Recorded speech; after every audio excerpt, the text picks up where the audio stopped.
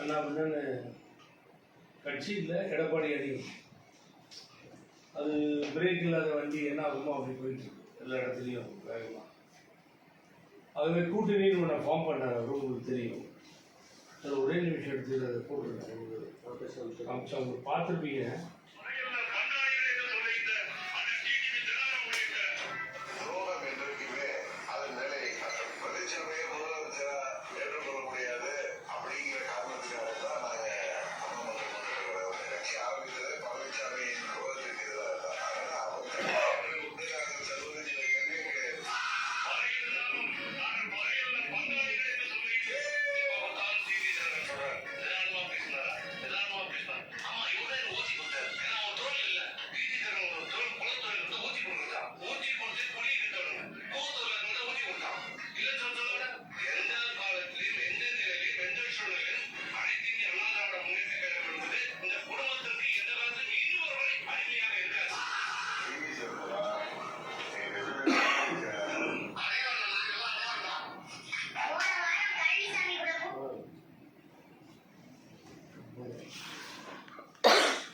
உங்களுக்கு அண்ணாமலை பேசுறதுலாம் தெரியும். அண்ணாமலை திருப்பி ரிப்பீட் பண்ண தேவையில்லை. அதில் தான் பர்டிகுலராக நான் சிவி சண்முகம் பேசுறது எடுத்தேன். ஸோ இது கூட்டணி திடீர்னு எப்படி வந்துச்சுன்னா, போன வாரம் வரைக்கும் அதே டோனில் பேசினேன் இதே தினகரன் திடீர்னு மாற்றுறாரு, வாய்ஸ் மாற்றுறாரு. இப்போ கூட வரும்பொழுது 2-3 மேகசின்லாம் கேட்டாங்க, இங்கிலீஷ் டிவிலாம் கேட்டாங்க, எப்படி சார் இது வந்து அவர் ஒத்துக்கிட்டார் அப்படின்னு சொல்லி. 300 சாக்லேட் கொடுத்தோம், 300 சி கொடுத்தோம். சீன உடனே நீங்கள் வேறு மாதிரி நினச்சிக்காதீங்க, க்ரோர்ஸ்ன்னு. ஐ மீன் சாக்லேட். நான் சொல்லிட்டு இருக்கிறது சாக்லேட். 300 ரொம்ப சாக்லேட் பிடிக்கும். நீங்கள் ரஷ்யாலாம் போனீங்கன்னா சாக்லேட் இருக்கிற மதிப்பு எதுவுமே கிடையாது. அதனால் 300 சி கொடுத்துருக்கேன். 300 சீல தான் அது செட்டில் ஆயிருக்கு. இதுதான் ரொம்ப இம்பார்ட்டன்ட் பாயிண்ட். உங்களுக்கு தெரியாத விஷயம். உங்களுக்கு ஈஸியாலாம் அப்படி செட்டில் ஆகாது. இங்கே 300 போயிட்டு அங்கே எவ்வளோ போச்சோ தெரியாது. அவர் தான் அந்த எங்கள் டயர் நக்கி எவ்வளோ, இவனுக்கு என்ன ஃபினான்ஸ் தெரியும், இவெல்லாம் முதலமைச்சர் ஆகிட்டான், கவுன்சிலர் கூட லாய்க்கு இல்லாதவன்னு சொன்னார் இல்லை அன்புமணி ராமதாஸ். அதையெல்லாம் பார்த்தீங்கன்னா அப்படி ஒரு செட்டில்மெண்ட்டுக்கு வருது இதெல்லாம். ஆகவே முக்கியமான விஷயம் 300 சாக்லேட் தான் விஷயம். இல்லைங்க உங்களுக்கு நீ கரெக்டாக கண்டுபிடிச்சி சொல்லியிருக்கேன். நீ சொன்னாங்க வாங்கி செட்டில் ஆகிட்டாங்க. இந்த இயக்கம் எதற்காக ஆரம்பிக்கப்பட்டது? பழனிசாமி ஒழிப்பதற்காக ஆரம்பிக்கப்பட்டது.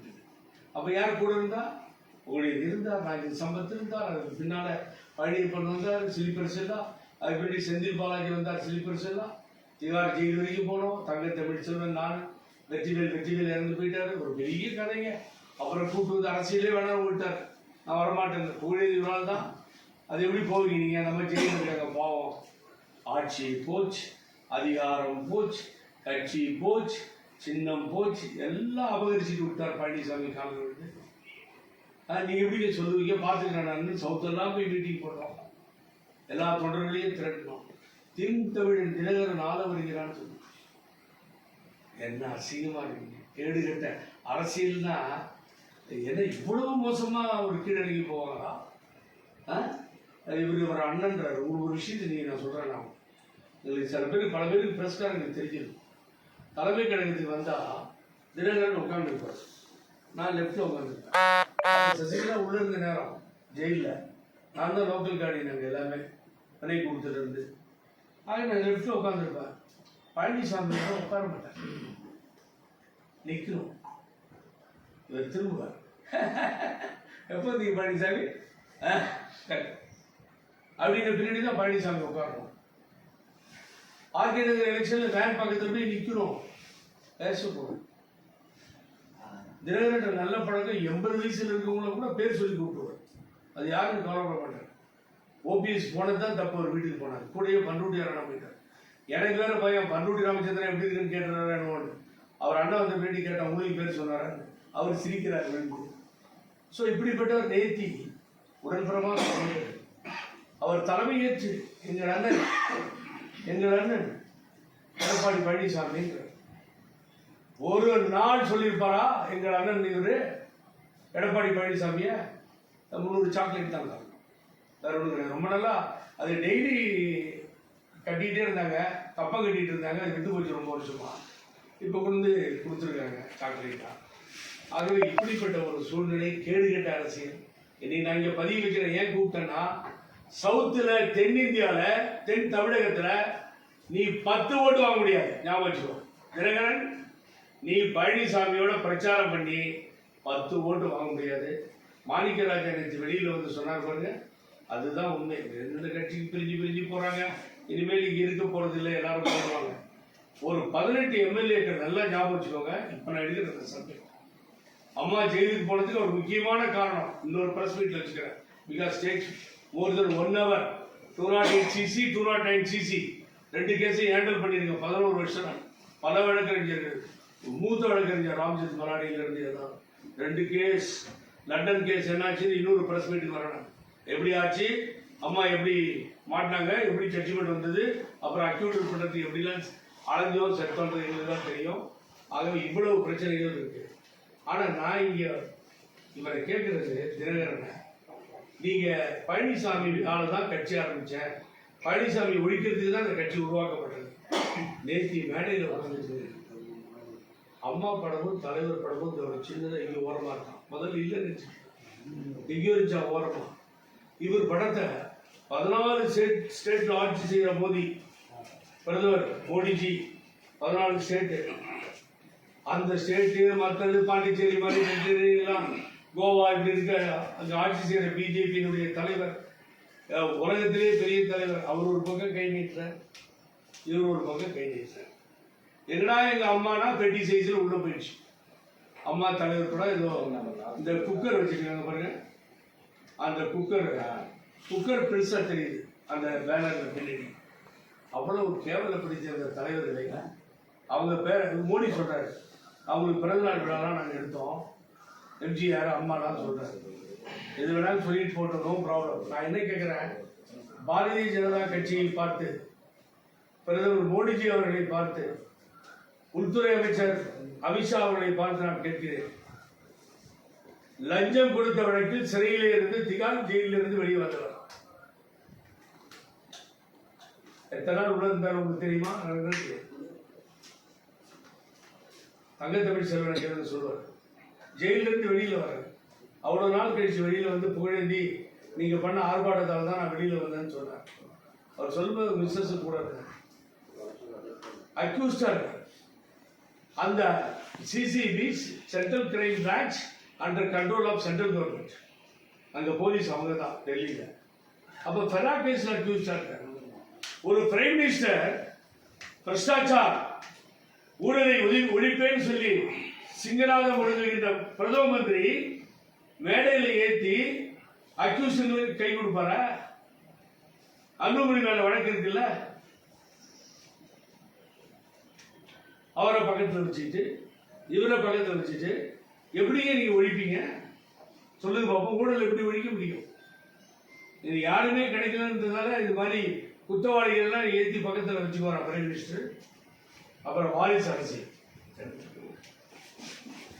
வாரிசு அரசியல் யார் சொல்றது? மோடி. எதுவுமே கிடைக்கிறது இல்லை டிஎம்கே பார்த்து பேசுறதுக்கு. ஒண்ணு வாரிசு அரசியல், அப்புறம் ஊழலாட்சி. அப்ப ஊழலாட்சியில நீங்க ரைடு விட்டீங்கள, இடியில நடவடிக்கை எடுக்கப்படாத முன்னாள் அமைச்சர்கள் எத்தனை பேர் இருக்காங்க? இன்கம் டாக்ஸ் ரைடு போய் நடவடிக்கை எடுக்கப்படாத அமைச்சர்கள் எத்தனை பேர் இருக்காங்க? முன்னாள் அமைச்சர்கள். என்னைய யோகியம் இருக்கு பிஜேபிக்கு ஊழலை பத்தி பேசுறதுக்கு? அக்யூஸ்ட மேடையில் வச்சிருப்பீங்களா? என்ன நீ ரைடு விடவே முடியாது ராஜா, என்கிட்ட ஒண்ணுமே இல்லை. என்ன ரைடு விட்டாச்சு, ரைடு விட்ட பண்ணிட்டு பெங்களூர்ல இருந்து இங்க வந்து எல்லாத்தையும் 28,000 23,000 வீட்டுல கிடைச்சு. நான் எல்லாத்துக்கும் ரெடியா இருக்கேன் அந்த நாட்டில். என்ன எவ்வளவு கேவலமா? வா தமிழ்நாட்டுக்கு 2 பேரும் பிரச்சாரத்துக்கு ஒன்னா வராங்களாம். பிரதர்ஸ் சேர்ந்துட்டாங்க 2 பேரும் ஒன்னா. வா தமிழ்நாட்டு தென் தமிழகத்துக்கு வாங்க. முக்குளத்தோர்களை முட்டாளாக ஆக்க முயல வேண்டாம்.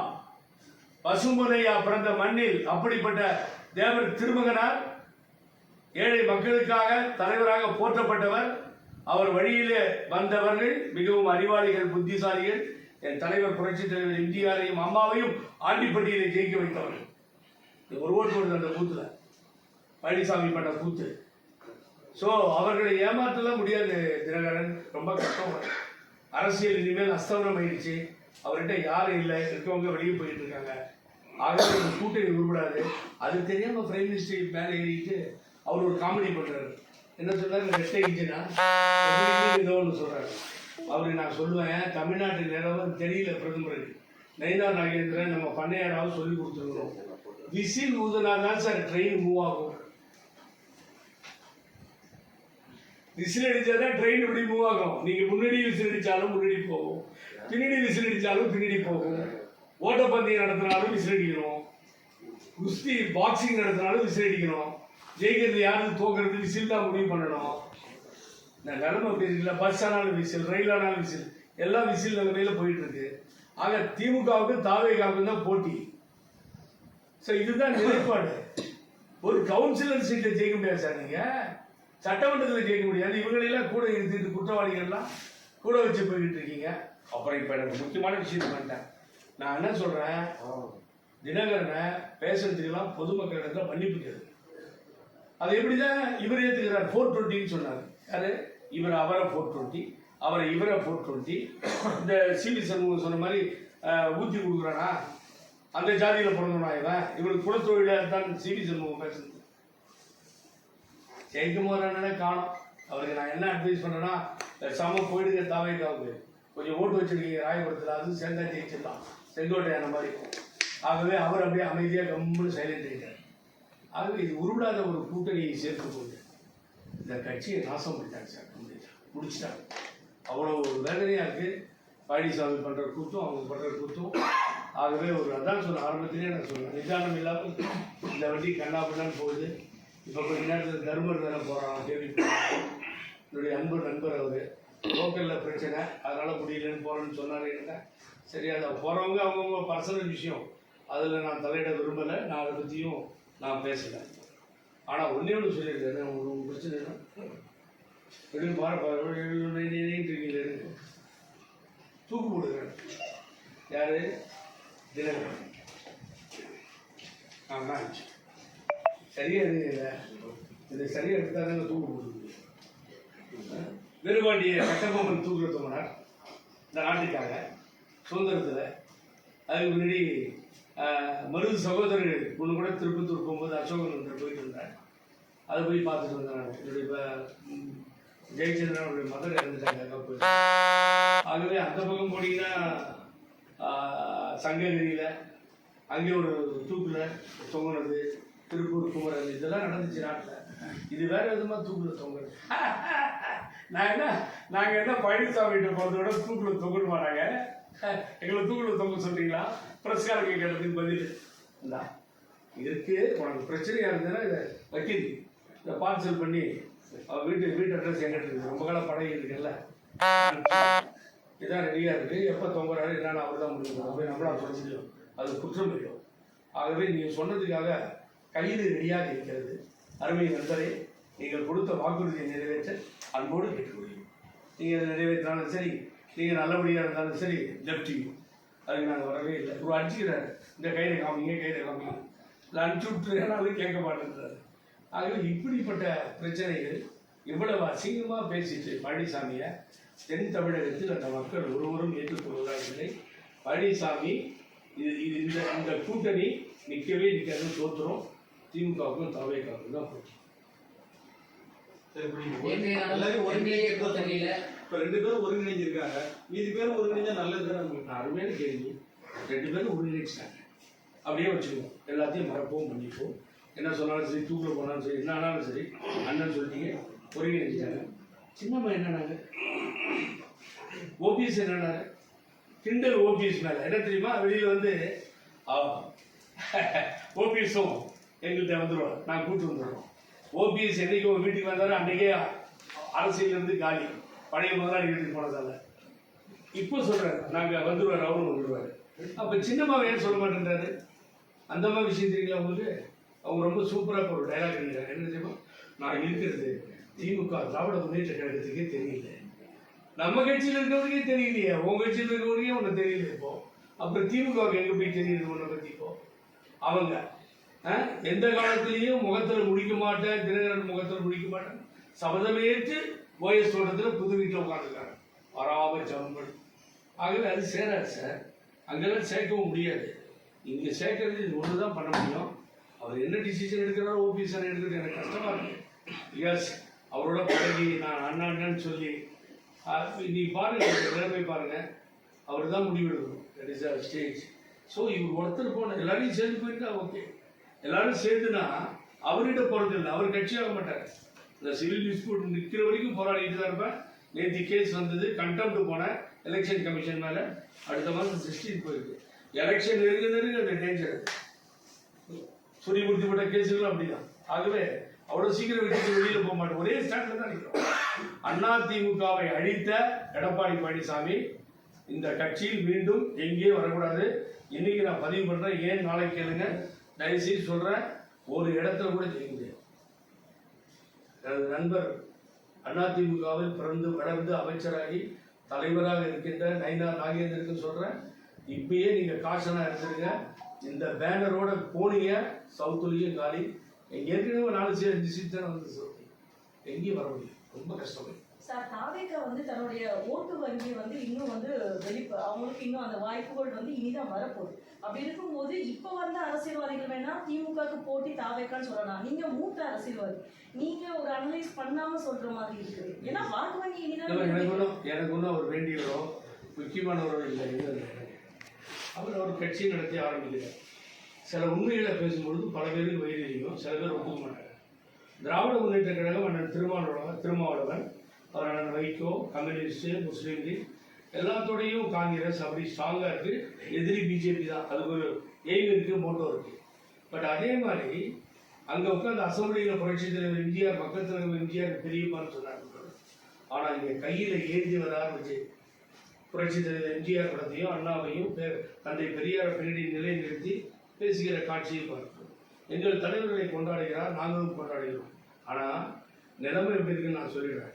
நாங்கள்லாம் நீங்கள் சொன்ன மாதிரி ஒரு மூத்த தொண்டனாக வச்சுக்கோங்க. என்ன எல்லா வீட்லேயும் போய் ஓட்டு கேட்போம், தெருவில் ஓட்டு கேட்போம், தெருமுனை பிரச்சாரம் செய்வோம், பொதுக்கூட்டம் நடத்துவோம். ஆனால் இன்னைக்கு வீட்டுக்குள்ளேயே ஒரு புரட்சி. என்னன்னு கேட்டீங்கன்னா, வீட்டுக்கு வீடு அந்த ஏஜில் 12 வயசுலேருந்து ஒரு 35 வயசு வரைக்கும் இருக்காங்க. வீட்டுக்கு வீடு அம்மா அப்பாவை ஓட்டு போடுங்கன்னு சொல்கிறாங்க. இது மாதிரி 100 பேர் என்கிட்ட சொல்லியிருக்காங்க. ஆனால் என்கிட்டயே வந்து இந்த பசங்க ஓட்டு போடுங்கன்னு சொல்லிட்டேன். எத்தனை காலமாக நான் கட்சிக்கு ஓட்டு போட்டேன், கேளுங்க, உங்கள் பூனை கேளுங்க, பையனை கேளுங்க அப்படின்னு உரிமையாக பேசி கேட்க சொல்கிறாங்க. இது நிலவுது. ஆனால் அங்கே அடித்தளம் என்பது கேள்விக்குரியாது. அந்த அடித்தளம்ங்கிறது வந்து ஒரு வார்டில் வட்ட அளவில் அந்த அளவில் இருக்க இடங்களை பூர்த்தி செய்ய வேண்டும். யார் யார் அங்கே ஃபெமிலியராக இருக்காங்க, பேர் சொல்லக்கூடிய பிள்ளைகளாக இருக்க வேண்டும்.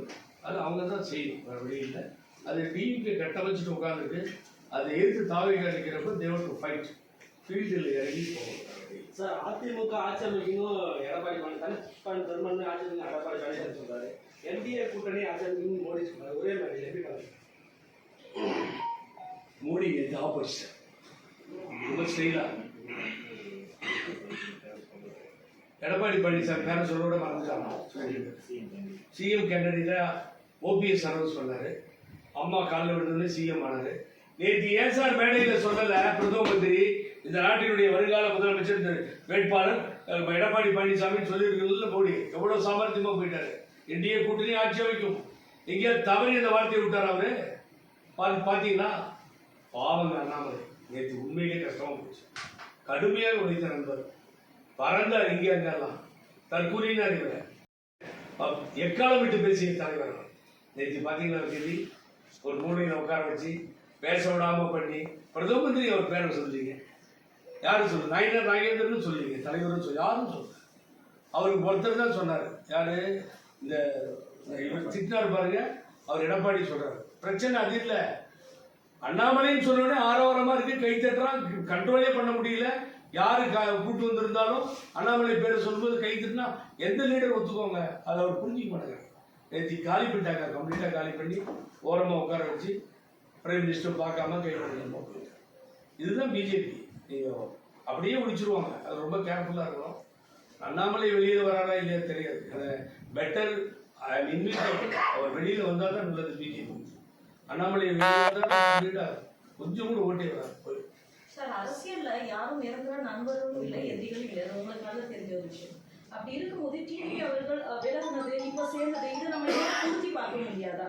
இல்லை, யாரும் நிரந்தர நண்பர்களும் இல்லை எதிரிகளும் இல்லைன்னு சொல்றதை ஒத்துக்கிறோம்.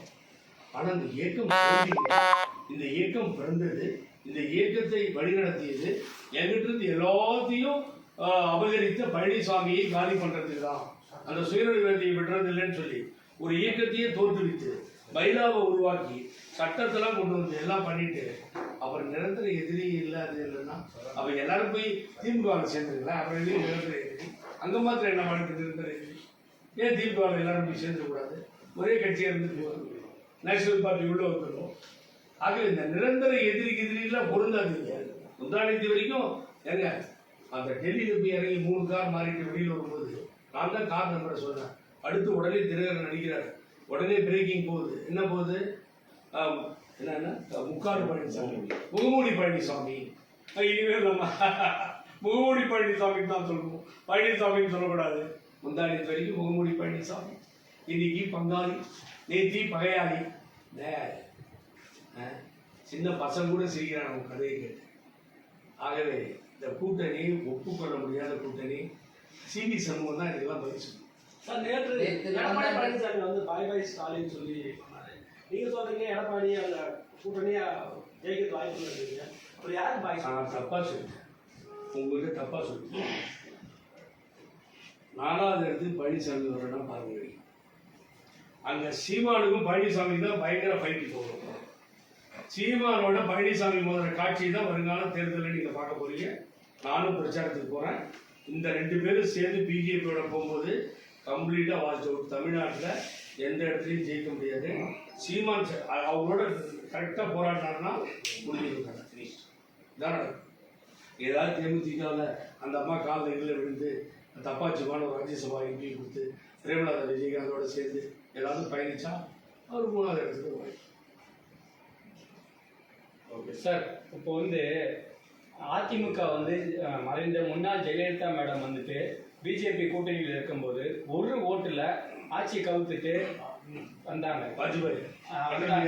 அப்போ வந்து அதுவும் அதிமுக. ஆனா இன்னைக்கு அதிமுகவுடைய நிலைமை ஒண்ணு தாவக பக்கம் ஒருத்தர் போறாரு, இன்னொன்னு திமுக பக்கம் நிறைய பேர் சேர்றாங்க. அதிமுக நிலை என்னதான் இருக்கு? ரொம்ப கஷ்டமா இருக்குங்க. அது வந்து எடப்பாடி அணின்னு சொல்லுங்க. தொண்டர்கள் முந்தானத்து ராமச்சந்திரன் கண்ணை தண்ணி விட்டு எழுதுவாங்க. அவர் ஃபாலோவர் ஆஃப் இவர் யார் வைத்தியலிங்கம். அதை தாங்கிக்க முடியாம ஒருத்தர் அழகார். என் வீட்டில் பொண்ணு சொல்லிச்சு, என்னால் தாங்கிக்க முடியும். என்னுடைய கஷ்டங்களை மன வருத்தங்களை நான் வெளியே சொல்ல முடியும். உண்மையிலே இந்த கட்சி டெய்லி அடிக்குது. என்னன்னு கேட்டீங்கன்னா காலையில் 100 ஃபோன், 1000 ஃபோன் வருது. சார் எங்கடா போறீங்க? தாவேக்காவுக்கு போறீங்களா? நீங்க திமுகவுக்கு போறீங்களா? சொல்லுங்கன்னு. எவ்வளவு மன வலி, எவ்வளவு உழைச்சல். அவர் சொன்ன மாதிரி அதுல தாங்க நீந்திட்டு இருக்கோம் நாங்கள். நீங்க சொன்னது சரியான கேள்வி. அதை திமுகவும் பழனிசாமி வரதான் விரும்புது. ஏன்னா அறிவாய்ந்தவர் இவருன்றது அவங்களுக்கு தெரிஞ்சுக்கிட்டாங்க. அதனாலதான் துணை முதல்வர் சொல்றாரு இவரே எதிர்கட்சி தலைவராக இருக்கணும் அப்படின்னு சொல்லி. அது நடக்காது பாவம். அவங்க ஆட்சியிலே மண்ணு விழுந்துருச்சு. ஆகவே பழனிசாமி வீட்டுக்கு போறது நிச்சயம் நடக்கும். அதுக்கு பின்னாடி மாறுதல் வரும். இன்னைக்கு ஒண்ணுமே இல்லைங்க. நீங்க கேமராவோட வெளியில போங்க, வீடு வீடா போங்க. You can survey easily take all the details. Sir, தாவேக்கா வந்து செங்கோட்டையன் அவர்கள் வருகைக்கு முன்னாடி எப்படி இருந்துச்சு, இப்போ எப்படி இருக்குது? இவரால தாக்கத்தை ஏற்படுத்தும் நினைக்கிறீங்களா வர தேர்தல்? அவருக்கு பெனிஃபிட்டா இருக்குங்க. ஏன்னா 9 தடவை சட்டமன்ற உறுப்பினராக இருந்தார். ஜெயக்குமார் நிறைய தடவை இருந்தார். இவங்களுக்குலாம் ஒரு 30-40 ஓட்டு கையில் கம்மி இல்லாமல் இருக்கும். ஏன்னா 9 வருஷம் 9 தடவை சர்வீஸ் பண்ணியிருக்காங்க. அப்போ இந்த தாவேக்கானுடைய வாக்கு ஒரு 40,000 50,000 அப்படி வாக்குகள் இருக்குன்னு வச்சுக்கோங்க. 2 சேர்ந்து ஈஸியாக ஜெயிச்சு வந்துடுவோம். அதில் கோபிச்செட்டிப்பாளையத்தை அவர் தக்க வச்சுக்குவார். அது அவரிடம் ஒரு நல்ல பழக்கம் கட்சி கட்டுப்பாட்டே இருந்ததால கோபிச்செட்டிப்பாளையத்தை விட்டு வெளியில் வரவே இல்லை. ஆக ஒரு மற்ற இடத்துல போய் அரசியல் பண்ணுங்கன்னா அவர் கஷ்டமா. அவரோட பெல்ட்டில் தான் அவர் பண்ண முடியும். மற்ற பெல்ட்டையும் சேர்த்து அவங்க கொடுத்துருக்காங்க. ஆகவே அவருடைய களத்தை அந்த கீழ் லெவலில் இருக்க அந்த தரத்தை அவர்கள் சரி செய்ய வேண்டும். சரி செஞ்சால் தான் சரியாக ஃபைட் பண்ண முடியும். ஆகவே பழனிசாமி முடிஞ்சாச்சு. சார், நீங்க பிரச்சாரத்துக்கு போக சொல்றீங்க, யாருக்கு பிரச்சாரம்? அதுதான் கேட்கலையேன்னு நினைச்சேன். ரொம்ப சஸ்பென்ஸான கேள்வி. யாருக்கு பிரச்சாரம் பண்ண போறேன், எப்படி போறேன்றத எனது அன்பு நண்பர் 10 நாள் இவர் சொல்லியிருக்காரு, ஓகே சொல்லியிருக்காரு, மாவட்ட செயலர் கூட்டத்துக்கு அப்புறம் எங்களுடைய முடிவு அறிவிப்போம்னு சொல்லியிருக்காரு. என்ன முடிவு அறிவிப்பு? தை பிறந்தா வெளி பிறந்தாரு. தை பிறந்துருச்சு, அப்புறம் தை முடியணுன்றாரு. 30 நாள் கிடைக்குமா? 30 நாள் டைம் இருக்கு, தை முடியணுன்றாரு. அப்புறம் அந்த தை முடிஞ்சப்ப என்னென்னு கேட்டீங்கன்னா, எந்த தை சொன்ன, அடுத்த வருஷம் வர சித்திரை தை.